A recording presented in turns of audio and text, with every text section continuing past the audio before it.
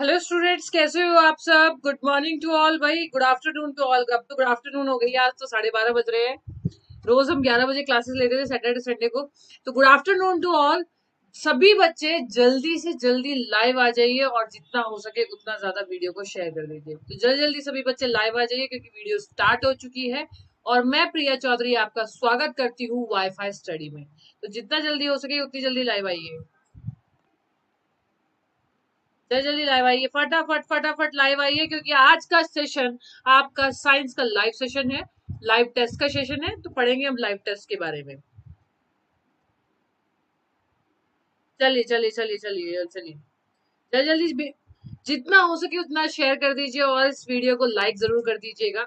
तो आज हम पढ़ने वाले हैं साइंस का सेशन। साइंस का सेशन शुरू करने से पहले, साइंस को शुरू करने से पहले, एमसीक्यू को शुरू करने से पहले एक बार देख लेते हैं।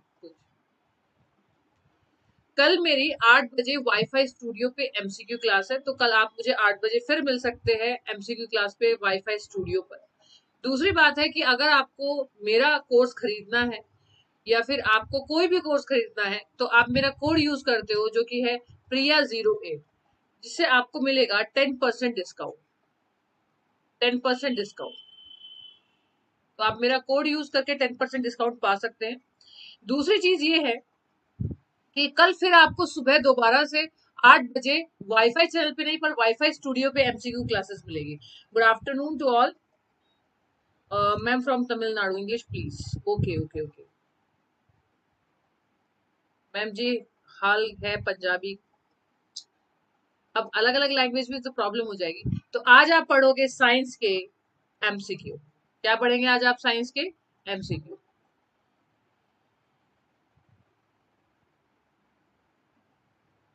तो जल्दी से सभी लाइव आ जाइए क्योंकि मुझे पहला क्वेश्चन स्टार्ट करने से पहले कम से कम बहुत सारे बच्चे चाहिए। तो हो सके तो वीडियो को प्लीज जल्दी से जल्दी शेयर कर दीजिए।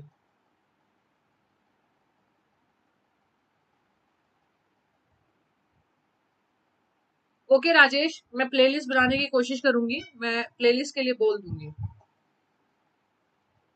छोटी शर्मा, ओके। जय महाकाल। सूरज वर्मा। चलिए एमसीक्यू को शुरू करते हैं हम। मैं सब बढ़िया, सब बढ़िया। घर में मैं बढ़िया हूँ बिल्कुल। ठीक है, चलिए पढ़ते हैं। सबसे पहला question. When a running car stops suddenly, the passenger tends to lean forward because of। जब एक चलती कार अचानक से बंद हो जाती है तो यात्री डैश की वजह से आगे की ओर गिरता है। Centrifugal force, inertia of rest, inertia of motion या ग्रेविटेशन। बताइए क्यों गिरता है आगे को। बताइए बताइए फटाफट।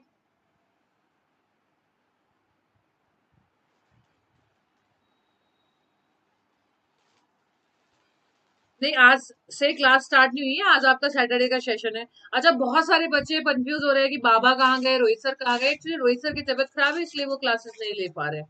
तो उनकी जगह 2 दिन पहले से ही मैं क्लासेस ले रही हूँ। और आज शायद ये उनका शेड्यूल था इसलिए क्लासेस ले रही हूँ। Inertia CCBB। अच्छा, बहुत सारे बच्चों का आंसर जो है वो यहाँ पे। सभी को पहली बात तो गुड आफ्टरनून, जल्दी से आ जाओ। बहुत सारे बच्चों का आंसर यहाँ पे बी भी है और बहुत सारे बच्चों का आंसर सी भी है। सबसे पहली बात तो वो क्या कह रहा है, देखिए। वेन अ रनिंग कार, ठीक है, अगर कोई वेन अ रनिंग कार, कोई भी कार जो है वो मोशन में है। कोई भी कार जो है वो मोशन में है, गति में है। ठीक है। अगर वो रुक जाती है, स्टॉप हो जाती है, यानी किसी कारण से अचानक से बंद हो जाते हैं तो कोई इंसान आगे की तरफ गिरता है। तो ये किसकी तरफ से, किसकी वजह से गिरता है? Because of gravity? नहीं, बिकॉज ऑफ इनर्शिया। जड़त्व की वजह से, इनर्शिया की वजह से, जड़त्व की वजह से। क्यों?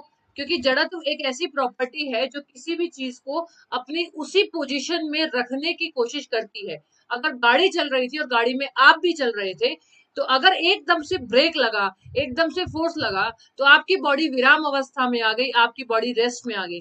लेकिन आपकी बॉडी के अंदर एक इनर्शिया पैदा हो रखा था। इनर्शिया एक अपोजिट फोर्स होता है, जड़त्व एक अपोजिट फोर्स होता है जो आपके रुकने नहीं देगा और आप आगे की तरफ झटका खाओगे।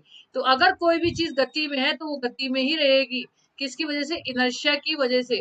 क्योंकि इनर्शिया जो होता है वो किसी भी बॉडी की पोजीशन को अपोज करता है, चेंज करने में अपोज करता है, यानी चेंज होने नहीं देता। जो जिस पोजीशन में है वो उसी पोजीशन में रहेगा। दूसरी बात है कि इनर्शिया दो टाइप का होता है, एक रेस्ट होता है, एक मोशन होता है। तो ये वाला इनर्शिया कौन सा होगा? मोशन होगा, क्योंकि कोई भी चीज मोशन में थी और मोशन में ही है, तो इसका आंसर इनर्शिया ऑफ मोशन होगा। सेंट्रीफ्यूगल फोर्स किसी भी गोल घूमने वाली चीज पे बाहर की ओर लगने वाला बल होता है, आउटर फोर्स होता है, आउटर फोर्स या आउटवर्ड फोर्स होता है। बाहर की ओर लगने वाला बल सेंट्रीफ्यूगल फोर्स होता है, ये किसी गोल गोल घूमने वाली चीज पे लगता है। मेरे हिसाब से सही समझ में आया होगा।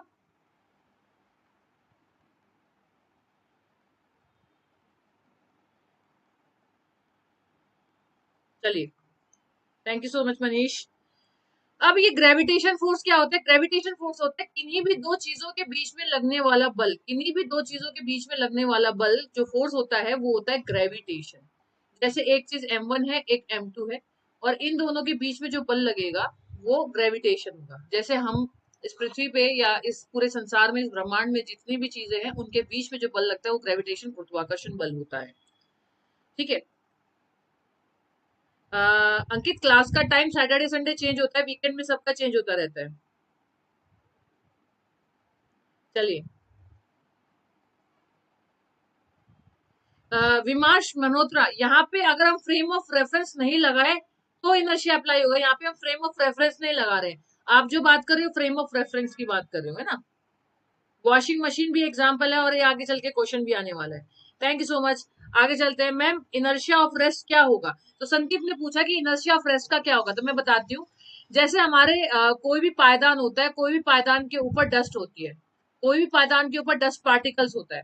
सपोज करो आज संडे है या सैटरडे है तो वीकेंड होता है, लोग सफाई करते हैं। तो सपोज करो आपने पायदान लिया, उसके अंदर जो पार्टिकल्स है, जो धूल है, वो रेस्ट में है, विराम अवस्था में है। ठीक है। आपने उसे, उस पर डंडा मारा या उसे झाड़ा, वो किस में आ गई? गति में आ गई, और वो वापस जमीन पे आके रेस्ट में आ गई, तो इसको बोलते हैं इनर्शिया। यानी पहले भी धूल रेस्ट में थी और जमीन पे आके गिरी, तब भी किस में आ गई? रेस्ट में आ गई। तो ये आंसर हो जाएगा इनर्शिया ऑफ रेस्ट, डस्ट वाला, डस्ट और पायदान वाला जो कि आप पढ़ते हो। चलिए, अब आगे बढ़ते हैं। अब अगला क्वेश्चन, बहुत ही खतरनाक क्वेश्चन मैं आप लोगों को दे रही हूँ, और आगे चल के न्यूमेरिकल भी आएगा। याद रखिएगा, आगे चल के न्यूमेरिकल भी आएगा। और कुछ बच्चों को पीडीएफ चाहिए होती है, तो वो साइंस बाय प्रिया मैम मेरा टेलीग्राम चैनल फॉलो कर सकते हैं। The spoon dropped by an astronaut in a satellite will, एक उपग्रह में एक अंतरिक्ष यात्री द्वारा गिराई गई चम्मच। यानी सपोज करो कि कोई सैटेलाइट घूम रही है और सैटेलाइट से चम्मच गिरा दी किसी अंतरिक्ष यात्री ने, तो अब वो कैसा बिहेवियर करेगी? फॉल टू द फ्लोर, फर्श पर गिरेगी, रिमेन स्टेशनरी, स्थिर रहेगी, continue to flow the motion of satellite, उपग्रह की गति का पालन करेगी, या मूव टेंजेंशियली अवे, ठीक है, स्पर्श रेखीय रूप से दूर जाएगा। बताइए। हाँ, ये भी इनर्शिया ऑफ रेस्ट होगा। प्रशांत दुबे जो आपने बताया, ये भी इस क्या कहते हैं, ये भी एक सेकंड एग्जांपल है इनर्शिया ऑफ रेस्ट का। बहुत शानदार।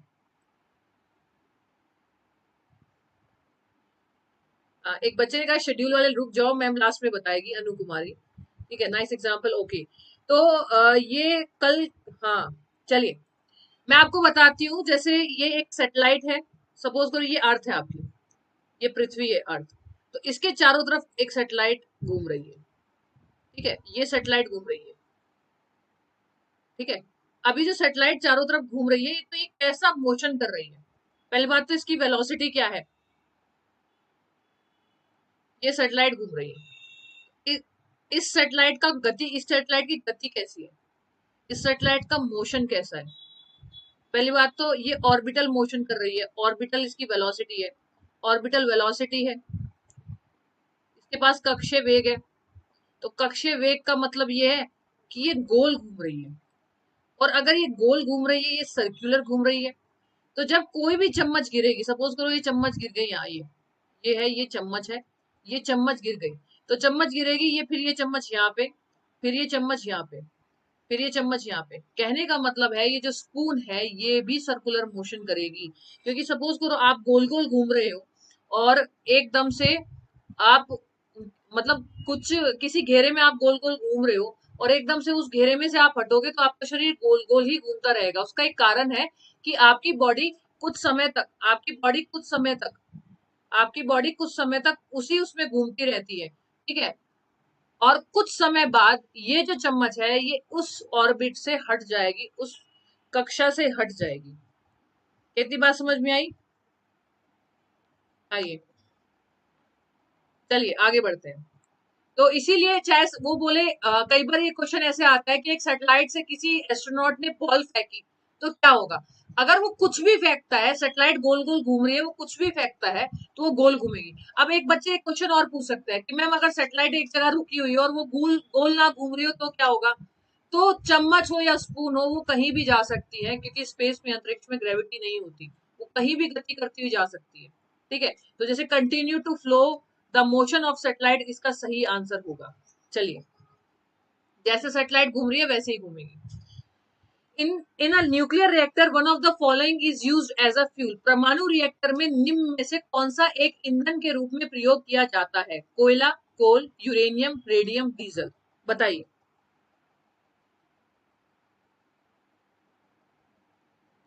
आंसर मैंने बता दिया अमित, कि जैसे सैटेलाइट घूमेगी वैसे ही घूमेगी। जल्दी होंगे बैंक के एग्जाम देवेंद्र, लॉकडाउन के बाद बैंक के एग्जाम भी होंगे, जल्दी बताइए। Guys keep sharing. Nuclear reactor आप सभी को पता है, जो आपके पास में, इसको कई बार हम नॉर्मल भाषा में बिजली बोल देते हैं, मीन्स इलेक्ट्रिसिटी। जो लाइट आप देख रहे हैं अपने घरों में, ये देन होती है न्यूक्लियर रिएक्टर की। और बहुत ज्यादा बहुत सारे स्टेट्स में अलग अलग न्यूक्लियर पावर प्लांट होते हैं, एनटीपीसी के प्लांट्स होते हैं। एक एनटीपीसी आपका रेलवे वाला होता है, एक NTPC nuclear thermal power plant होता है। ठीक है, वहां पे बड़े बड़े न्यूक्लियर रिएक्टर होते हैं जो इलेक्ट्रिसिटी पैदा करने के लिए होते हैं। जैसे जनरेटर घर में हम इस्तेमाल करते हैं, इस तरह से एक मशीन होती है। ठीक है, तो यूरेनियम बिल्कुल सही। यूरेनियम को एज अ फ्यूल इस्तेमाल किया जाता है। क्या किया जाता है? एज अ फ्यूल इस्तेमाल किया जाता है, ईंधन के रूप में इस्तेमाल किया जाता है। यूरेनियम का ईंधन के रूप में न्यूक्लियर रिएक्टर में और एयरक्राफ्ट में भी इस्तेमाल किया जाता है। एयरक्राफ्ट में भी इसका इस्तेमाल किया जाता है। और यूरेनियम 92-238 बिल्कुल सही बताया, लेकिन आगे यूरेनियम 92-238 भी बताऊंगी मैं। और दूसरी बात मैं आपको बताती हूँ, जब ये यूरेनियम इस्तेमाल किया जाता है तो ये यूरेनियम जो U92 होता है, ये दो हिस्सों में बढ़ जाता है। एक आपका क्रिप्टॉन में बढ़ जाता है और एक आपका बेरियम में। आपसे क्वेश्चन पूछा जाता है कि यूरेनियम टूटता किस में, तो एक क्रिप्टॉन में टूट जाता है, एक बेरियम में। क्रिप्टॉन में टूटता है 36 में और बेरियम में टूटता है 56 में। इसको मैं हमेशा एक ट्रिक बताती हूँ, कैटरीना की 36 कमर और 56 इंच का सीना, 36 कमर और 56 इंच का सीना, ये यूरेनियम को याद रखने का एक तरीका है। चलिए अब आगे बढ़ते हैं। Next question, wave which do not require any material medium of its propagation. तरंगे जिनके प्रसार के लिए किसी भी भौतिक माध्यम की आवश्यकता नहीं होती, यानी ऐसी वेव्स जिनको मीडियम की जरूरत नहीं होती, उन्हें क्या कहते हैं? नो मीडियम चाहिए जिनको, नो मीडियम। बताइए उनको क्या कहते हैं? भाई मैटर वेव होती है, मैकेनिकल होती है, इलास्टिक होती है, इलेक्ट्रोमैग्नेटिक होती है, द्रव्य, यांत्रिक, लोचेदार या विद्युत चुंबकीय तरंगे। अंकित थैंक यू सो मच। हमारी पूरी कोशिश यही रहती है कि हम एक क्वेश्चन के साथ बाकी के सारे क्वेश्चन भी करवाए। तो अगर हम 20 क्वेश्चन भी करते हैं तो मल्टीप्लाई बाय 4 कर लो, सीधा 80 हो जाता है।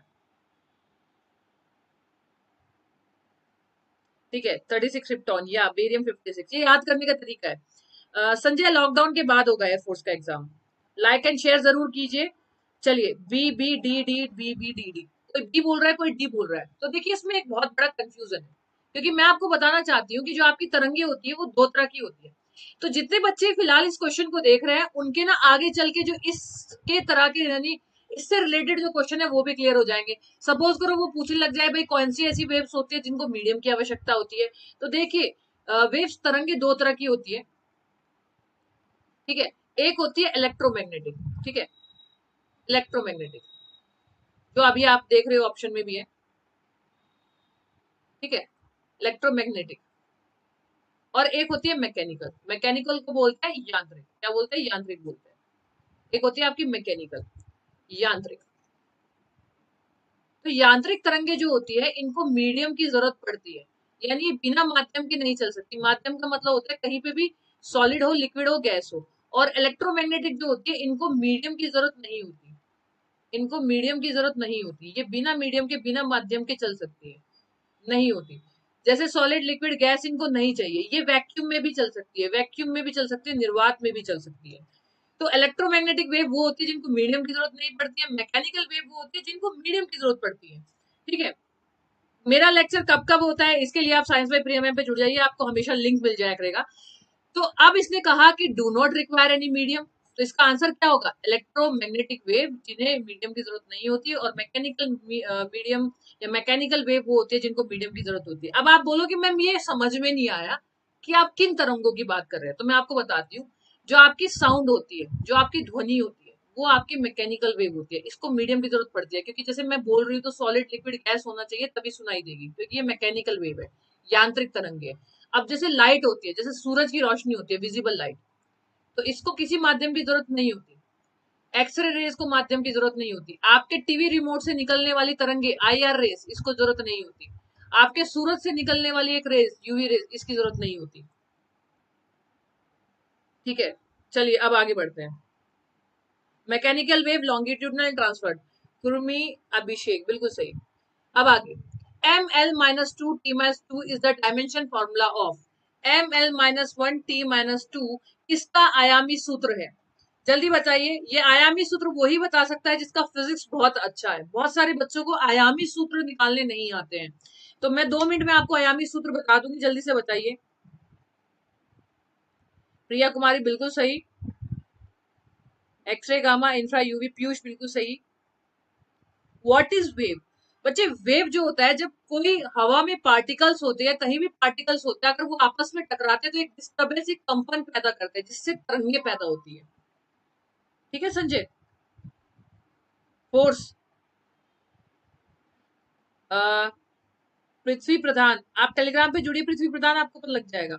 एनर्जी, एनर्जी बताइए, MLT-2, ए फोर्स, फोर्स। तो सबसे पहले बहुत बच्चे फोर्स देख रहे हैं, फोर्स का फॉर्मूला देखते हैं क्या होता है। फोर्स का फॉर्मूला होता है KG metre square, KG metre per second square. ठीक है, KG metre per second square, या फिर इसको ऐसे लिख सकते हैं हम, केजी एम सेकंड -2। तो देखिए बच्चे, एम का मतलब होता है कोई वजन वाली चीज, एम का मतलब होता है कोई वजन वाली चीज, एल का मतलब होता है कोई लंबाई वाली चीज, और टी का मतलब होता है कोई समय वाली चीज। तो देखिए, फोर्स में कोई लंबाई वाली चीज है, कोई वजन वाली चीज है, वजन वाली चीज है, कितनी है, एक है। कोई लंबाई वाली चीज है, हाँ है, कितनी है, एक है। कोई टाइम वाली चीज है, हाँ है, कितनी है, 2 है, और पावर है -2, तो ऊपर रखते हैं हम लोग पावर। तो वजन वाली चीज है, हाँ है, उसकी पावर 1 है। लेंथ वाली चीज है, हाँ है, उसकी पावर 1 है। और कोई टाइम वाली चीज है, हाँ है, उसकी पावर -2 है। तो ये हो गया MLT-2। देखिए क्वेश्चन में क्या पूछा गया है, ML-1 T-2। ठीक है, अब एनर्जी, ठीक है, एनर्जी होता है न्यूटन, बिल्कुल सही। D D D D D D D क्यों होगा, डी क्यों होगा, बताइए डी क्यों होगा, कोई बताएगा डी क्यों होगा? चलिए डी की भी देख लेते हैं। ठीक है, एनर्जी का फॉर्मूला क्या होता है, वर्क डन अपॉन टाइम होता है, वर्क डन अपॉन टाइम। और वर्क जो होता है वो होता है न्यूटन मीटर, ठीक है, अपॉन टाइम। और न्यूटन मीटर होता है KG metre per second square into M upon T. ठीक है, तो ये हो गया आपका केजी मीटर स्क्वायर, ठीक है, सेकंड -1। ठीक है, तो इस हिसाब से क्या होगा, ML-T-1, बताइए। सभी बच्चों का आंसर गलत आ रहा है, सभी बच्चों का आंसर गलत आ रहा है, बताइए।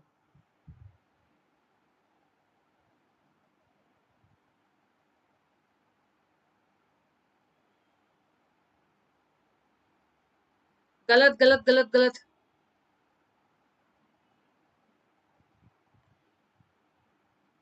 ठीक है, देखिए, ये जो फॉर्मूला है ये होता है फोर्स पर यूनिट एरिया का। तो फोर्स पर यूनिट एरिया का जो फॉर्मूला होगा वो होगा मॉडुलस ऑफ इलास्टिसिटी। ठीक है, मॉडुलस ऑफ इलास्टिसिटी, ये इसकी यूनिट होती है ML-1 T-2, modulus of elasticity. ये आपने कभी नहीं सुना होगा। ठीक है, मॉडुलस ऑफ इलास्टिसिटी बहुत सारे, मैं बताती हूँ किस किस बच्चे का सही आंसर। लक्ष्मी का बहुत सही आंसर है, प्रशांत का आंसर बिल्कुल सही है, और ऋषभ का आंसर सही है, यश का आंसर सही है। PDF मिलेगी साइंस बाय प्रिया मैम पे। ठीक है, और सी उपेंद्र वगैरह का आंसर सही है। मैं आप केमिस्ट्री बायोलॉजी भी कंप्लीट करवाओगी, मैं ही कंप्लीट करवाऊंगी, ठीक है, क्योंकि इसका जो फॉर्मूला होता है वो फोर्स अपॉन एरिया होता है। तो ये हो जाएगा केजी मीटर पर सेकेंड स्क्वायर, ठीक है, अपॉन मीटर स्क्वायर। तो ये बन जाता है केजी मीटर -1 सेकेंड -2, जिसकी वजह से इसका फॉर्मूला हो जाता है ml-1 t-2। अब आगे बढ़ते हैं। A magnetic field can be produce by, एक चुंबकीय क्षेत्र किस द्वारा उत्पादित किया जा सकता है? अ मूविंग चार्ज ओनली, गतिशील चार्ज से, अ चेंजिंग इलेक्ट्रिक फील्ड ओनली, केवल परिवर्तनीय विद्युत क्षेत्र से, दोनों से, या इनमें से कोई नहीं? बताइए।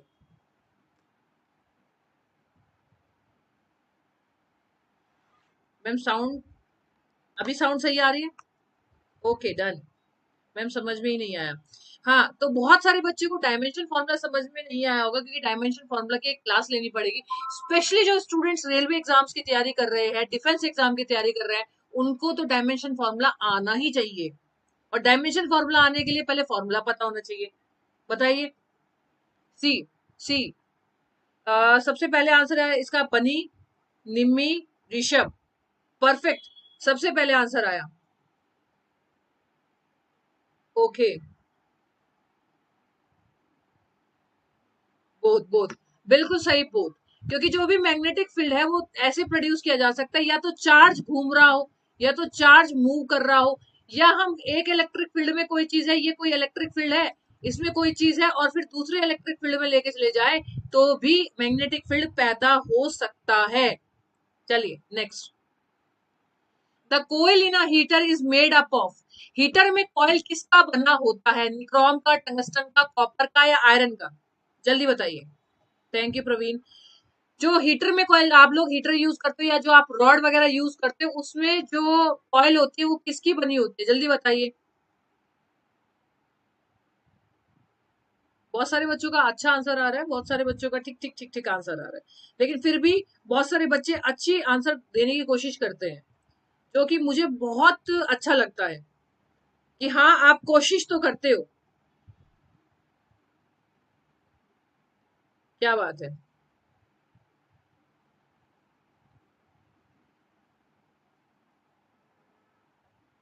स्पेशल क्लास कब होगी? जल्दी होगी। कॉपर कॉपर कॉपर नहीं, देखिए, जितने भी आप हीटर यूज करते हो, सपोज करो आप कोई रॉड भी यूज करते हो, आप कोई रॉड यूज कर रहे हो, तो उस रॉड में भी क्या इस्तेमाल होता है? इस रॉड में भी क्या इस्तेमाल होता है? यही इस्तेमाल होता है। क्या इस्तेमाल होता है? यही।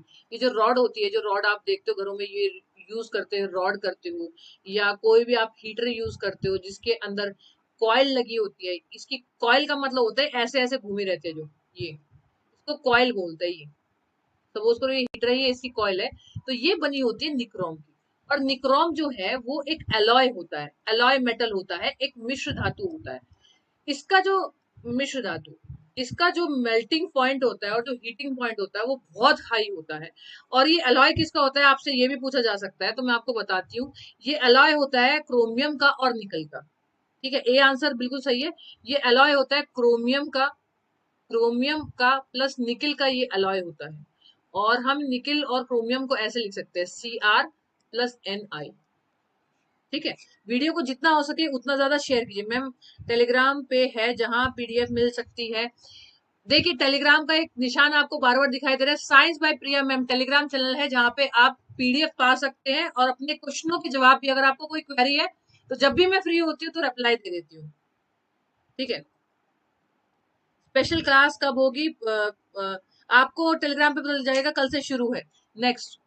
The upper and the lower portion in common type of bifocal lens are respectively, सामान्य प्रकार की द्विफोकसी लेंस में ऊपरी व निचली भाग क्रमश होता है, मतलब क्रम से कौन सा होता है? रेस्पेक्टिवली, ऊपर वाला कौन सा होता है, नीचे वाला कौन सा होता है? बच्चे जहां पे, स्टूडेंट जहां पे कहीं पे भी रेस्पेक्टिवली लिखा हो या क्रमशः मतलब क्रम से लिखा हो, इसका मतलब पहले वो ऊपर वाला बताना है, बाद में दूसरा वाला बताना है, नीचे वाला।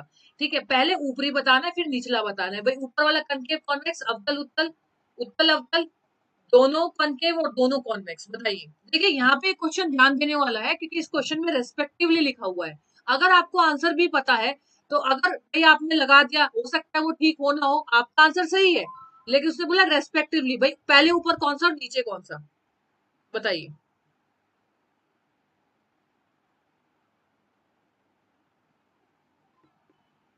इसका आंसर है डी। सबसे पहली बात तो बता देती हूँ कि इसका आंसर सी और डी कभी भी नहीं होगा। इसका आंसर सी और डी कभी भी नहीं होगा, ना सी होगा ना डी होगा। इसका आंसर ए भी हो सकता है और बी भी हो सकता है। और अगर मैं कहूं कि इसका आंसर ए और बी दोनों सही है, ए और बी इसलिए सही है क्योंकि बाइफोकल लेंस में, बी फॉक्सी लेंस में कनकेव भी यूज होता है, कॉन्वेक्स भी यूज होता है, अवतल भी यूज होता है, उत्तल भी यूज होता है। पर अब यहाँ बात क्या आ गई, रेस्पेक्टिवली पहले कौन सा होगा और दूसरा कौन सा होगा। तो देखिए, बाइफोकल लेंस किस बीमारी में यूज किया जाता है। बाइफोकल लेंस जब प्लस बायोपिया होता है, जब किसी को जरा दूर दृष्टि दोष होता है, तब ये इस्तेमाल किया जाता है।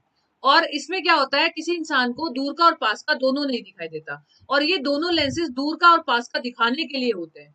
तो इसका जो चश्मा होता है वो होता है गांधी जी का स्वच्छ भारत अभियान। गांधी जी का स्वच्छ भारत अभियान, ठीक है। और इसमें नीचे वाला लेंस और ऊपर वाला लेंस पूछा है, तो ऊपर वाला लेंस होता है कॉनकेव। ऊपर वाला लेंस होता है आपका कॉनकेव, ये वाला आपका होता है कॉनकेव, अवतल, हमेशा याद रखिएगा। क्योंकि अवतल लेंस, कॉनकेव लेंस दूर का दिखाने के लिए काम आता है। तो जब कोई इंसान ऊपर की तरफ ऐसे देखेगा तो वो दूर का देखेगा, और जब वो ऐसे करके नीचे देखेगा तो पास का देखेगा। पास का दिखाने के लिए कॉन्वेक्स इस्तेमाल होता है, उत्तल इस्तेमाल होता है। अच्छा, इसको याद करने की एक बहुत ही अच्छी और एक बहुत ही बेहतरीन ट्रिक मैं बताती हूँ। अपने आज तक के करियर की मेरी सबसे अच्छी ट्रिक है, ठीक है। कॉन्वेक्स में कम शब्द है, उत्तल में कम शब्द है, कम अल्फाबेट है। कॉन्केव में ज्यादा शब्द है, ज्यादा अल्फाबेट है। जब किसी इंसान को दूर का देखना होता है तो उसे कॉन्केव लेंस की जरूरत होती है, और जब किसी इंसान को पास का देखना होता है तो उसे कॉन्वेक्स लेंस की जरूरत पड़ती है। यानी दूर का तो कॉन्केव, अवतल, पास का तो कॉन्वेक्स। चलिए, तो इसका आंसर सही क्या होगा रेस्पेक्टिवली में, पहले ऊपर वाला पूछा है तो ऊपर वाला कॉन्केव, नीचे वाला कॉन्वेक्स। तो इसका सही आंसर होगा कॉनकेव एंड कॉन्वेक्स लेंस, दोनों में से ये वाला सीक्वेंस सही है। चलिए अब आगे बढ़ते हैं।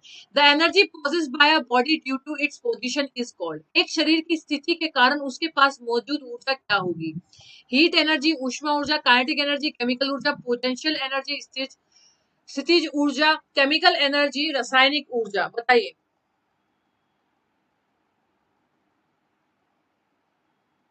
The point of the power of silence में केमिस्ट्री, बायोलॉजी, पूरा साइंस में पढ़ाऊंगी। देखिए मेरे नाम के आगे लिखा हुआ ही क्या है, टेलीग्राम चैनल ही किस नाम से है, साइंस बाय प्रिया मैम, सारा मैं ही करवाऊंगी।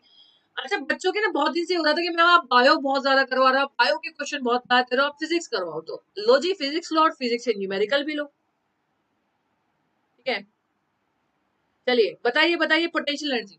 बिल्कुल सही आंसर। देखिए, या देखिए, अगर कोई चीज, कोई एनर्जी प्रोड्यूस हो रही है बॉडी के द्वारा, तो या तो वो काइनेटिक होगी या वो पोटेंशियल होगी। लेकिन काइनेटिक और पोटेंशियल से दोनों में कौन सी होगी। केमिकल एनर्जी हमेशा याद रखिएगा, फोटोसिंथेसिस में, फोटोसिंथेसिस प्रकाश संश्लेषण में, पौधों के अंदर जो प्रकाश संश्लेषण होता है उसके अंदर फोटोसिंथेसिस में केमिकल एनर्जी होती है। अब यहाँ बात ये आ गई कि भाई पोटेंशियल होगी, काइनेटिक एनर्जी होगी, तो स्थिति के हिसाब से, स्थिति के हिसाब से जो एनर्जी होगी वो होगी पोटेंशियल एनर्जी।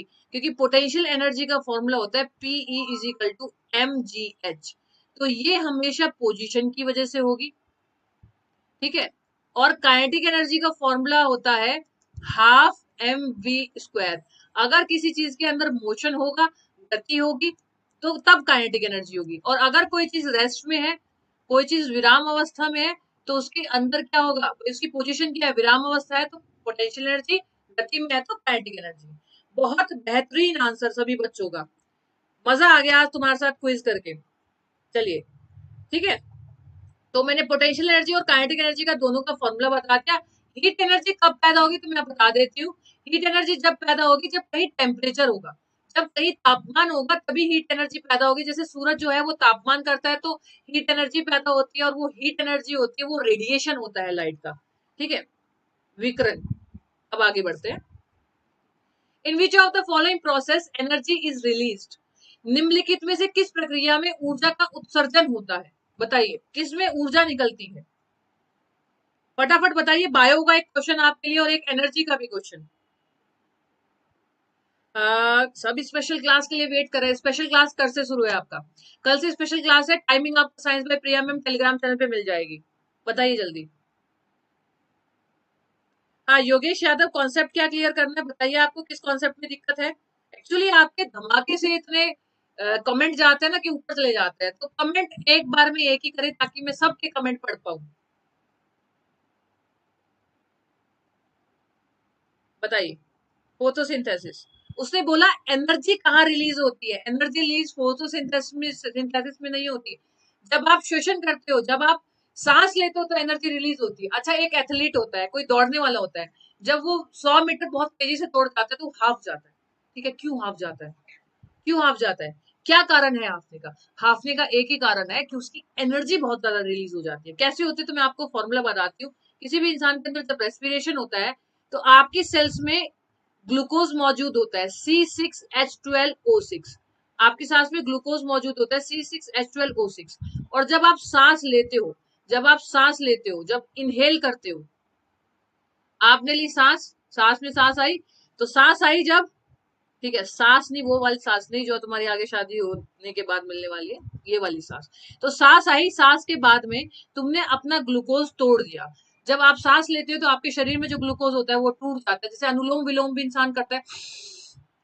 सांस ली, और जब वो सांस छोड़ेगा तो ग्लूकोज टूट जाएगा CO2 में, H2O में, प्लस एटीपी में। और एटीपी जो होती है वो आपकी एनर्जी होती है। तो इस तरह से आप एनर्जी को, ऊर्जा को रिलीज कर रहे हो।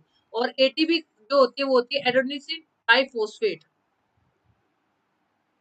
ठीक है। जी के पिछले वाले का आंसर बेटा पोटेंशियल एनर्जी है। अच्छा, पिछले वालों का आंसर देखो, पोटेंशियल एनर्जी लगाया हुआ है मैंने। चलिए, और फोटोसिंथेसिस के द्वारा भी कहते हैं एब्जॉर्प्शन में नहीं होगा। ठीक है।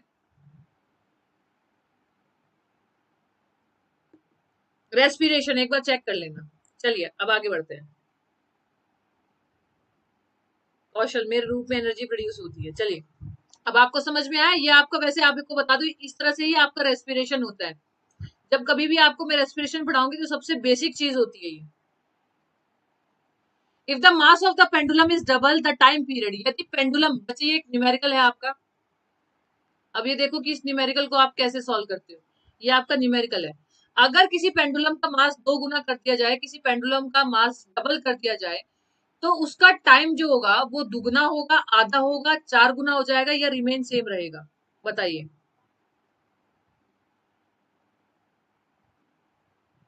अंकित सर की क्लासेस होगी। एक्चुअली सैटरडे संडे सबका शेड्यूल चेंज रहता है, वीकेंड होता है ना, तो सबका शेड्यूल चेंज रहता है। ठीक है।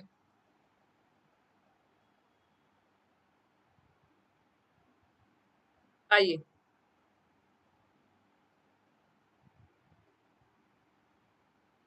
4 टाइम हो जाएगा, सी हो जाएगा। अच्छा, बहुत कम बच्चों का आंसर, बहुत कम बच्चों का आंसर डी आ रहा है। और जिन स्टूडेंट्स का आंसर डी आ रहा है, ये बहुत ही बेहतरीन आंसर है। जिन स्टूडेंट्स का आंसर डी आ रहा है, बहुत ही बेहतरीन आ रहा है। रिमेन सेम इसका आंसर है, रिमेन सेम। अच्छा, इसका आंसर रिमेन सेम क्यों है, मैं आपको बताती हूँ। पहली बात तो, किसी भी पेंडुलम क्या होता है मैं हमेशा बताती हूँ और आज फिर बता देती हूँ। देखिए, ऐसे आपने घड़ी देखी होगी, बहुत सारे घरों में ऐसे करके घड़ी देखी होगी, और इस घड़ी में एक ऐसे पेंडुलम लटका होता है, इसको पेंडुलम बोलते हैं। ठीक है। और आपने फिजिक्स की लैब में जो पेंडुलम देखा होगा वो कुछ ऐसे होगा, एक रस्सी से लटका हुआ, इसे पेंडुलम बोलते हैं। ये ऐसे करके मूव करता है। तो इस पेंडुलम का जो फॉर्मूला होता है वो होता है T = 2 π√of L/G। तो अब इसने बोला कि मास 2 गुना हो जाएगा तो क्या होगा। तो आज मैं आपको किसी भी चीज के 2 गुने होने और 4 गुने होने का एक तरीका बताती हूँ, एक ट्रिक बताती हूँ। हमेशा अगर आपको कभी भी क्वेश्चन दिया गया है कि भाई अगर ये ऐसे हो जाएगा तो वो 2 गुना हो जाएगा क्या, तो जिसे बोल रहा है वो 2 गुना हो जाएगा, इसका फॉर्मूला लिख दो। उसने टाइम पीरियड बोला, टाइम पीरियड 2 गुना होगा, टाइम पीरियड का फॉर्मूला लिख दिया। आप ये देखो कि इस फॉर्मूले में मास है, आप ये देखो इस फॉर्मूले में मास है, इस फॉर्मूले में द्रव्यमान है। कोई एम जैसी चीज आपको दिखाई दे रही है? एम जैसी कोई चीज दिखाई दे रही? नहीं दिखाई दे रही ना। इसका मतलब जब फॉर्मूले में मास है ही नहीं तो वो डिपेंड नहीं करेगा। टाइम पीरियड जो होता है वो डिपेंड नहीं करता है किस पे, मास पे। टाइम पीरियड किस पे डिपेंड करता है? लेंथ पे, लंबाई पे डिपेंड करता है। और एक डिपेंड करता है आपकी ग्रेविटी पे। किस पे डिपेंड करता है? ग्रेविटी पे डिपेंड करता है। मैम गुस्सा मत हो ना। चलिए, कोई बात नहीं नवीन, ठीक है, शायद आपको बहुत अच्छी नॉलेज है। तो मास पे डिपेंड नहीं करेगा, तो जो बच्चे बोल रहे हैं रिमेन सेम, रिमेन सेम, तो कोई बात नहीं नवीन, आपके लिए एक न्यूमेरिकल का क्वेश्चन आएगा तो आप करके दिखाना। ठीक है।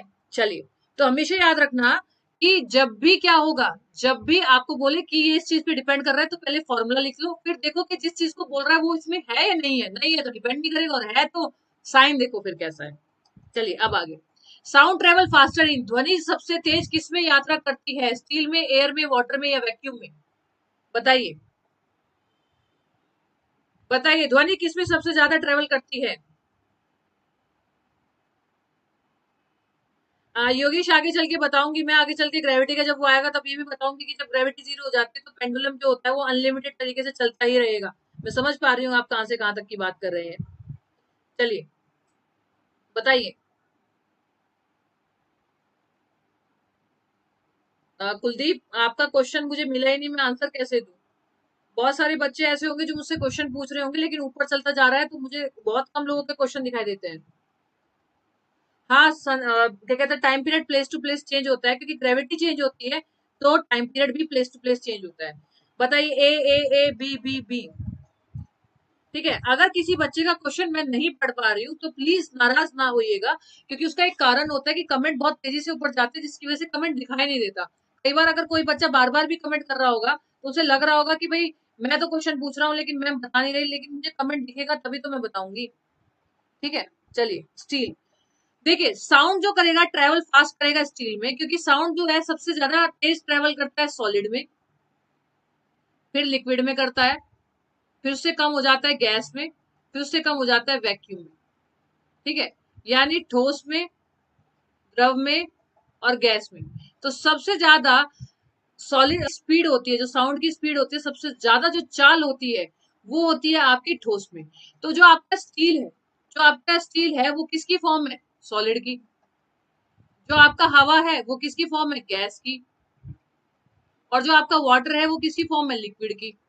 ठीक है, तो इसीलिए सबसे ज्यादा स्पीड जो साउंड की होगी वो ठोस में होगी। अच्छा दूसरी बात मैं आप लोगों को एक बात बताना चाहती हूँ कि वैक्यूम में साउंड की स्पीड जीरो होगी। ठीक है, साउंड की स्पीड जीरो होगी, जीरो, 0 मीटर पर सेकेंड स्पीड होगी। ठीक है, यानी वैक्यूम में नो साउंड। अभी मैंने आपको पिछले क्वेश्चन में बताया था कि जो साउंड होती है वो किसी भी माध्यम के बिना नहीं चल सकती, उसको मीडियम चाहिए, तो कोई ध्वनि नहीं। इसीलिए स्पेस में अंतरिक्ष में एस्ट्रोनॉट जो होते हैं, अंतरिक्ष यात्री जो होते हैं, ध्वनि नहीं सुन पाते क्योंकि स्पेस में कोई भी मीडियम नहीं होता, वहां वैक्यूम होता है। ठीक है, जी हाँ। वेदांता मिश्रा, मैं अनअकैडमी पे पढ़ाती हूँ स्पेशल क्लासेस में। ग्रेविटी चेंज होता है जी एम। पीयूष ये आपने रिलेशन बताया, पीयूष ये आपने रिलेशन बताया G and small G and capital G में। पीयूष ये आपने रिलेशन बताया। ठीक है, ठीक है, आप अपना नेट चेक कीजिए, बफरिंग नहीं हो रही है। ठीक है, चलिए। कोई भी पार्टिकल नहीं होते मूव करने के लिए, और ये क्वेश्चन दिया है नो बिकॉज नो पार्टिकल। बनी ने दिया है, बहुत अच्छा आंसर दिया है बनी ने। Y sound speed is zero in vacuum? Sound की स्पीड जीरो इसलिए होती है वैक्यूम में क्योंकि स्पेस में कोई भी मीडियम नहीं होता है। जहां कोई भी पार्टिकल ना हो वाइब्रेट करने के लिए, वहां क्या कहते हैं, प्रोपोगेशन जो होता है, एक तरह से वाइब्रेशन जीरो होती है। जैसे सॉलिड में बहुत सारे मॉलिक्यूल होते हैं मूव करने के लिए, लिक्विड में अणु जो होता है वो कम होते हैं, और गैस में जो अणु होते हैं वो और कम होते हैं, और वैक्यूम में होते ही नहीं। जब मॉलिक्यूल टकराने के लिए आपस में होते ही नहीं है तो आवाज कैसे आएगी? ठीक है, चलिए नेक्स्ट। थ्री।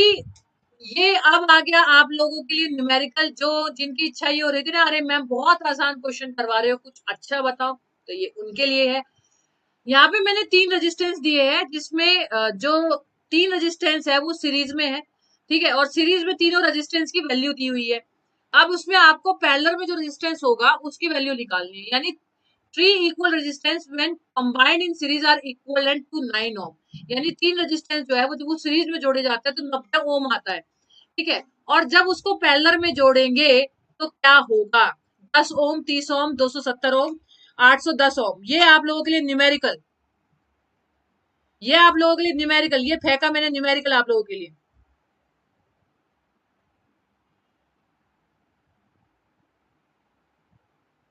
नहीं, वो फिर उज्जवल जो आप एम के बोल रहे हो ना, वो हम काइनेटिक एनर्जी निकालते हैं, फिर उज्ज्वला कुमारी, सॉरी उज्ज्वला कुमारी, वो तो हम काइनेटिक एनर्जी ऑफ पेंडुलम निकालते हैं।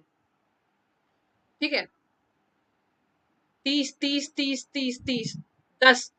कुमारी, एक सेकेंड, 10 जिसका आंसर आया, कुर्मी अभिषेक का 10 आंसर आया है। और इमरान, बताइए।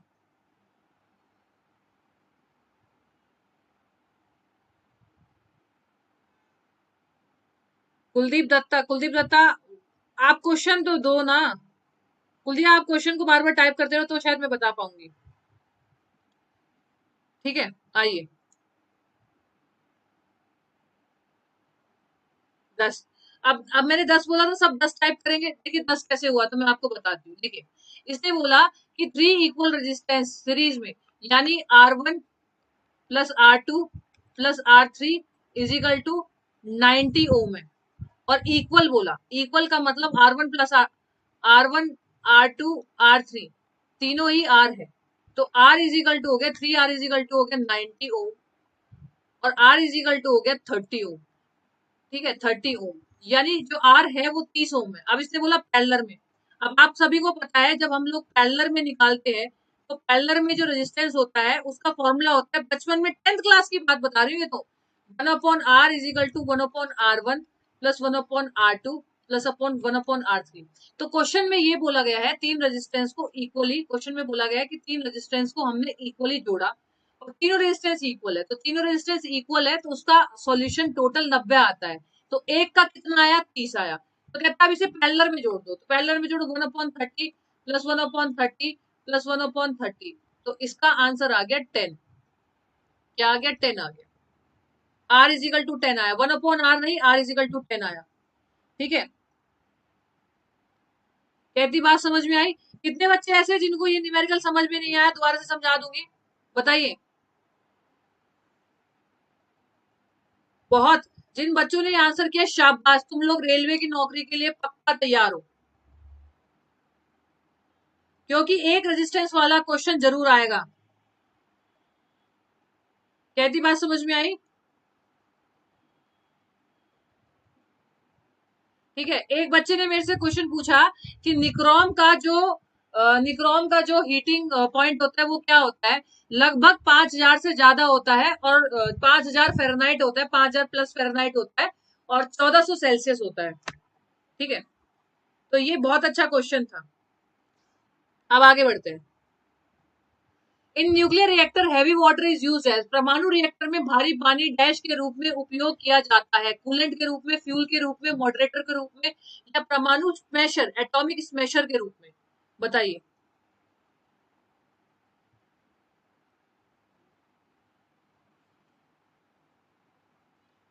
बताइए।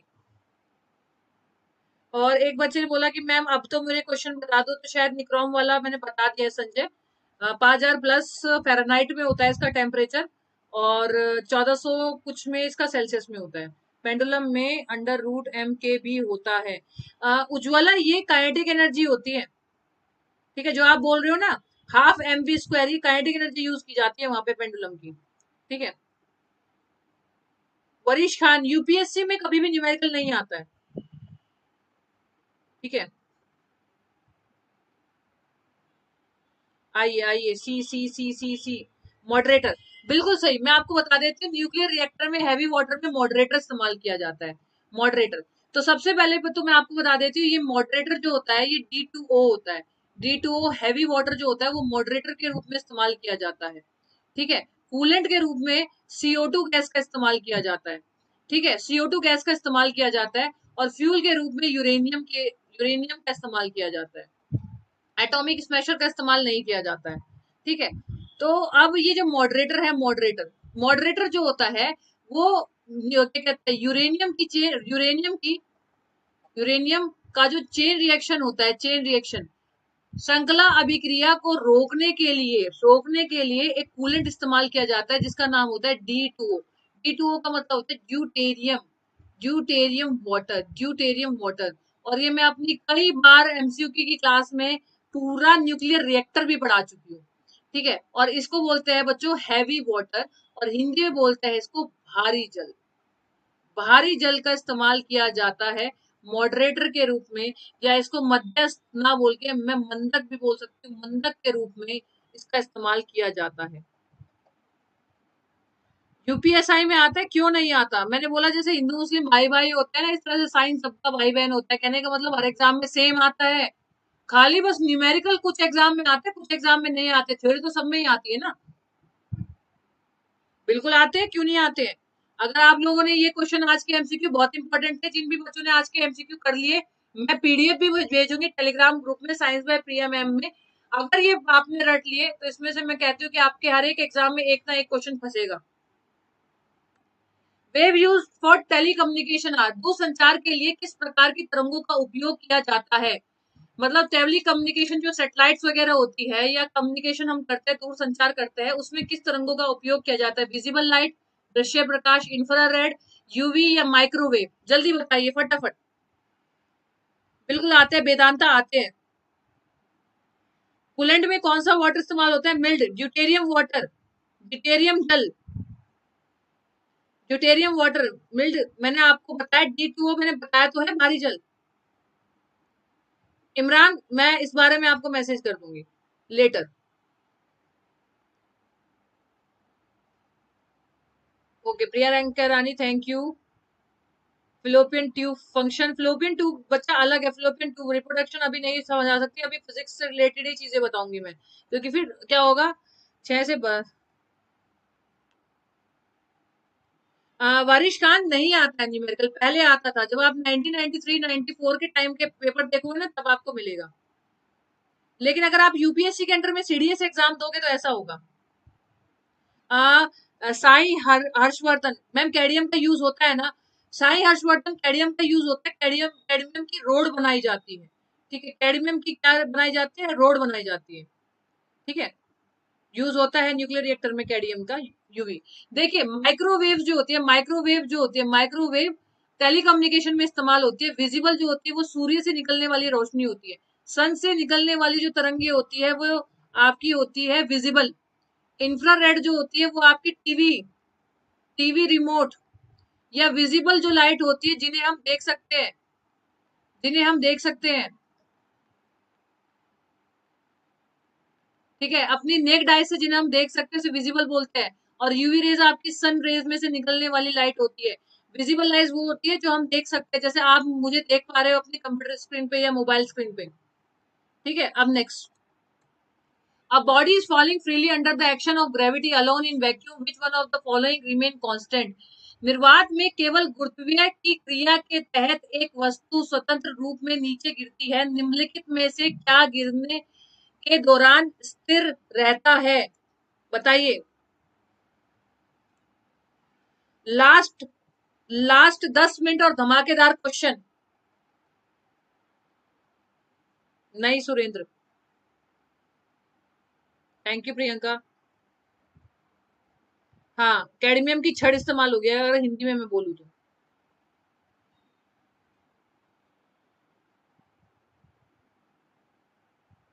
ठीक है, कहती बात समझ में आई?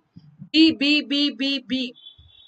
ठीक है, अगर कोई बॉडी फ्रीली फॉलिंग अंडर जाती है तो उसकी टोटल मैकेनिकल एनर्जी जो होती है वो सेम रहती है। क्यों मैकेनिकल एनर्जी सेम रहती है? क्योंकि मैकेनिकल एनर्जी का मतलब होता है kinetic energy plus potential energy. तो उस इंसान की काइनेटिक एनर्जी और पोटेंशियल एनर्जी दोनों सेम रहती है। मैकेनिकल एनर्जी का मतलब होता है किसी भी चीज के अंदर kinetic energy, potential energy. Suppose करो कोई एक बॉल है और वो गिर रही है, वो वैक्यूम में गिर रही है, तो उसके अंदर काइनेटिक एनर्जी भी होगी और उसके अंदर पोटेंशियल एनर्जी भी होगी, जो कि सेम रहेगी। तो इसका आंसर बी नहीं होगा, काइनेटिक एनर्जी नहीं होगा। ठीक है, कहती बात समझ में आई? अब next question. Optic fibre are used, optic fibre का उपयोग किया जाता है CAT scan, x-ray rays photos, ultrasound scan, endoscopy. ठीक है, बताइए।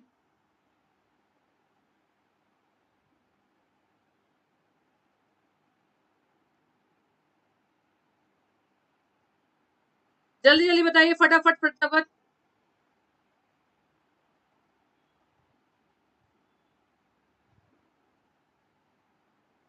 एक बच्चे ने क्वेश्चन पूछा कि लाइबोसोम किसने फाइंड किया था, तो क्रिस्टीनिया लेविट ट्यूब ने फाइंड किया था। मैम रिप्रोडक्शन कब टीच करवाओगे संजय बुर्दाक? जल्दी। ठीक है,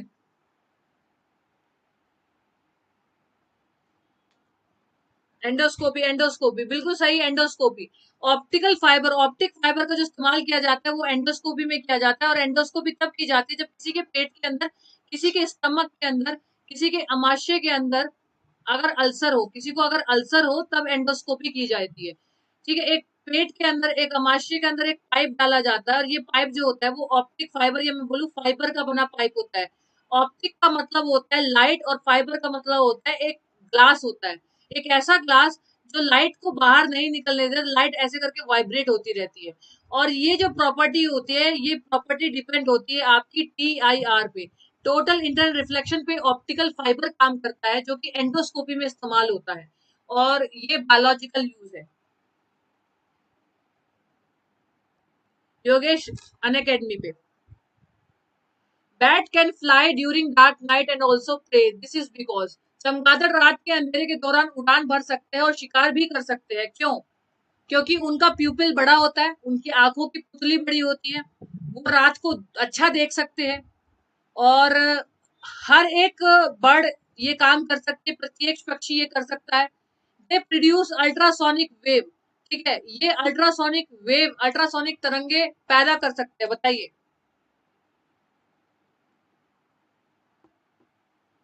ठीक है, मैम ग्रुप डी के क्वेश्चन भी करवाऊंगी बिल्कुल। आप जब साइंस का लाइव टेस्ट ले तो ये मत सोचे कि group D UPSC live test का मतलब मैंने कुछ नहीं लिखा तो साइंस सब में आती है।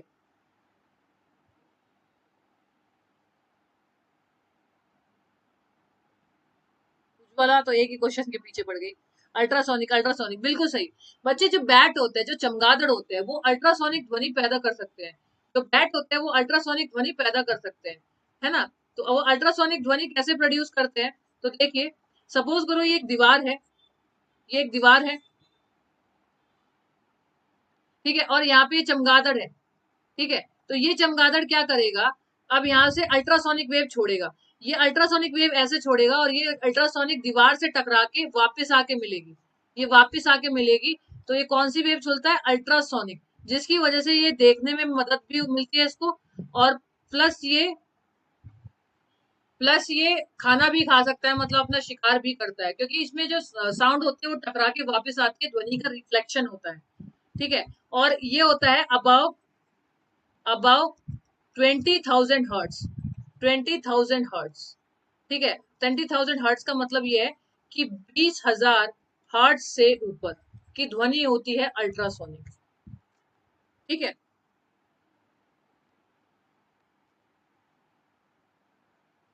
मैम रिमोट के आगे जो लाइट होती है वो चलती हुई दिखाई देती है, जबकि कैमरे में देखने पर चलती हुई दिखाई देती है। रविकांत, जो आपको लाइट जलती हुई दिखाई देती है वो विजिबल होती है, ठीक है, यानी जिसे आप देख सकते हो। एक्चुअल में जो टीवी रिमोट से किरणें निकलती है वो IR रेज होती है, इंफ्रारेड रेज, जिसे हम नहीं देख सकते। इको नहीं बोलेंगे छोटी शर्मा, इको जो होती है वो होता है कोई चीज टकरा के वापस आ रही है, मिनिमम डिस्टेंस 17 मीटर होता है। कुलदीप सिंह, आप टेलीग्राम में मैसेज कर सकते हैं, science by Priya ma'am, I will suggest you the book. ठीक है, चलिए, thank you so much Praveen. Bat से कोरोना नहीं फैलता। चलिए अब आगे बढ़ते हैं। The apparent weight of a person in a lift which is moving down with a uniform acceleration is, एक लिफ्ट में, एक लिफ्ट में एक व्यक्ति का स्पष्ट वजन जो एक समान त्वरण के साथ चल रहा है, तो वो क्या कहते हैं, greater than the weight when the person is stationary. भाई अगर कोई इंसान एक जगह खड़ा हुआ है तो उसका वजन ज्यादा होगा। Twice the weight when the person is stationary, वो जब एक जगह खड़ा है तो उसका वजन 2 गुना होगा। Less than the weight when the person is stationary, भाई कम होगा, वो खड़ा हुआ है। Same the weight when the person is moving upward. बताइए, अपरेंट वेट का मतलब है कि किसी भी इंसान का जो वजन होता है वो W = mg होता है, ये किसी भी इंसान का रियल वेट होता है। तो वो कह रहा है कि जब, क्या वो कह रहा है कि जब लिफ्ट जो है वो ऊपर के साथ चलती है तो उसका जो त्वरण होगा, जो उसके अंदर एक्सेलरेशन पैदा होगा, यूनिफॉर्म एक्सेलरेशन पैदा होगा, वो क्या होगा? तो हमेशा याद रखिएगा कि यूनिफॉर्म एक्सेलरेशन का मतलब है कि जब कोई लिफ्ट जा रही है, जब कोई लिफ्ट जा रही है तो वो एक ही गति से, समान गति से ऊपर जा रही है। और जब वो समान गति से ऊपर जाएगी तो उसके वजन में कोई बदलाव नहीं आएगा, उसका जो वेट है वो सेम रहेगा। ठीक है, तो ये इसका जो चौथा आंसर हो जाएगा, same as the weight when the person is rest, मतलब वो एक, उसका जो वजन है वो सेम रहेगा। हमेशा याद रखिएगा कि जब भी लिफ्ट ऊपर जाएगी तो वजन बढ़ेगा, जब भी लिफ्ट नीचे आएगी तो वजन घटेगा, और जब भी लिफ्ट विराम अवस्था में रहेगी, रेस्ट में रहेगी, सेम रहेगा। जब भी एक कांस्टेंट गति करेगी, एक नियत गति रहेगी, तब भी सेम रहेगा। और जब यूनिफॉर्म एक्सेलरेशन करेगी, जब एक समान त्वरण से चलेगी, तब भी उसका वजन सेम ही रहेगा। तो वो यही कह रहा है कि एक समान त्वरण से चलेगी, यूनिफॉर्म एक्सेलरेशन से चलेगी, तो उसका वेट क्या होगा। इसलिए उसका आंसर डी है, less than the weight when the person is stationary. Less तब होगा जब कोई लिफ्ट नीचे आएगी। ठीक, एनटीपीसी की क्लास भी जल्दी लेंगे। When the milk is churn vigorously the cream from it is separated out due to. जब दूध को जोर से मथ लिया जाता है, जो कि हांडी में दूध होता है, मथुरा वाले तो स्पेशली जानते होंगे, मक्खन वाले, ठीक है। जब दूध को जोर से मथ लिया जाता है तो उसमें क्रीम किस कारण अलग हो जाती है? घर्षण की वजह से, उपकेंद्रीय बल की वजह से, या अपकेंद्रीय बल की वजह से, या उपकेंद्रीय बल की वजह से, या गुरुत्वाकर्षण की वजह से, फ्रिक्शन की वजह से, सेंट्रीफ्यूगल की वजह से, सेंट्रीपिटल की वजह से, या ग्रेविटेशनल फोर्स की वजह से? बताइए।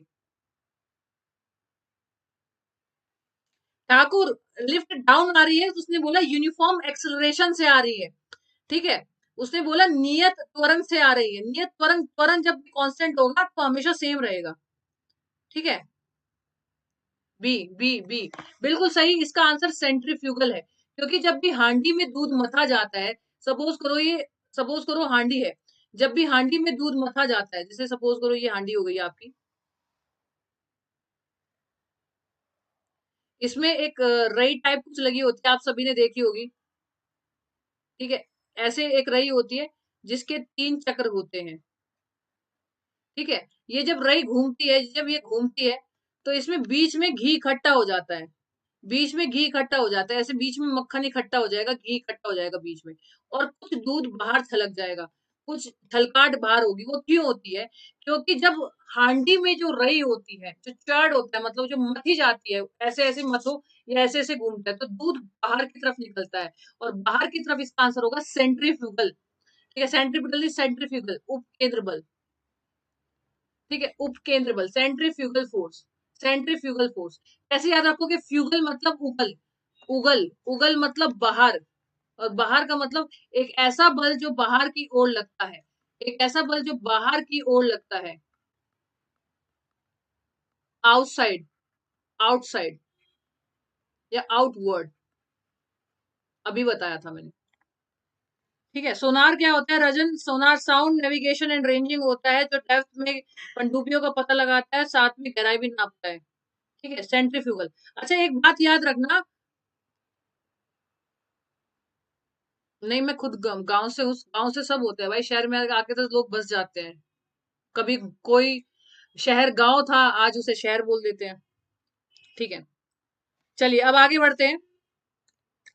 A person is unable to read. A person is unable to read a newspaper without his glass. He is mostly probably suffering from। एक व्यक्ति अपने चश्मे में बिना अखबार पढ़ने में असमर्थ है, शायद वह सबसे ज्यादा पीड़ित है। मायोपिया से, प्रेसबायोपिया से, एस्टिग्मेटिज्म से, या हाइपरमेट्रोपिया से? निकट दृष्टि दोष, जरा दूर दृष्टि दोष, अबिंदुकता, या दूर दृष्टि दोष? जल्दी बताइए, जल्दी बताइए, फटाफट बताइए, क्योंकि लास्ट क्वेश्चन है आपका, लास्ट क्वेश्चन है आपका, जल्दी बताइए।